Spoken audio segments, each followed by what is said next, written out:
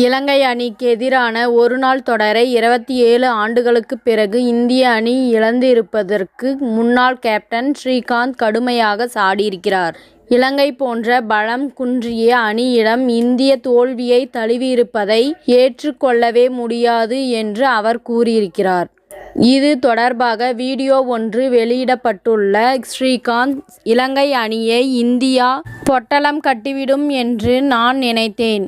இலங்கையை நான் பொட்டலம் என்றுதான் அழைத்து வந்தேன். ஆனால் யாருமே எதிர்பாராத வகையில் இந்தியாவை இலங்கை பொட்டலம் கட்டிவிட்டது. பயிற்சியாளராக ஜெயசூர்யாவின் பணி மிகவும் சிறப்பாக இருந்தது. இலங்கை அணி இன்று வெற்றி பெற்றதற்கு முக்கிய காரணம் ஜெயசூர்யாதான். இலங்கை அணி போட்டியை எதிர்கொள்ளும் முறையில் ஜெயசூர்யாவின் தாக்கம் நிச்சயம் இருந்தது. இந்திய அணியில் ஹர்திக் பாண்டியா இல்லை, ஜடேஜா இல்லை, பும்ரா இல்லை. இதனால்தான் நாம் தோற்றோம் என்று சொல்வதை எல்லாம் ஏற்றுக்கொள்ளவே முடியாது. அப்படி பார்த்தால் இலங்கை அணியிலும் தான் நட்சத்திர வீரர்கள் இல்லை. இலங்கையின் முக்கிய வீரர்களான பதிரணா, மதுசங்கா, அசராங்கா போன்ற வீரர்கள் எல்லாம் இல்லாமல் தான் இலங்கை அணி இந்த தொடரில் விளையாடியது. அவர்களால் ஜெயிக்க முடியவில்லையா என்று ஸ்ரீகாந்த் கேள்வி எழுப்பியுள்ளார்.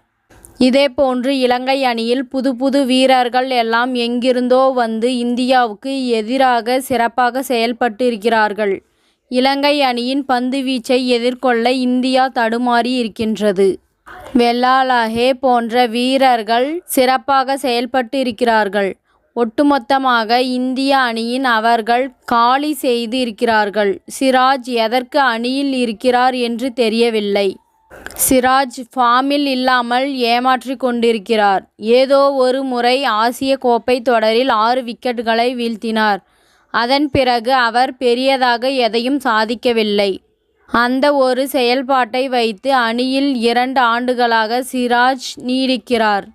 அந்த ஒரு போட்டியை வைத்து இன்னும் அவர் 4 ஆண்டுகள் அணியில் நீடிப்பார். இலங்கை அணியிடம் தோற்பதெல்லாம் மானக்கேடான விஷயம் என்று ஸ்ரீகாந்த் சாடியிருக்கிறார். இத்துடன் இந்த செய்தி முடிவடைகின்றது. நன்றி, வணக்கம். மீண்டும் அடுத்த வீடியோவில் சந்திப்போம். மேலும் இதுபோன்ற சுவாரஸ்யமான தகவல்களை அறிய தமிழ் சிறை சேனலை சப்ஸ்கிரைப் பண்ணுங்க, ஷேர் பண்ணுங்க, லைக் பண்ணுங்க மற்றும் கமெண்ட் பண்ணுங்க.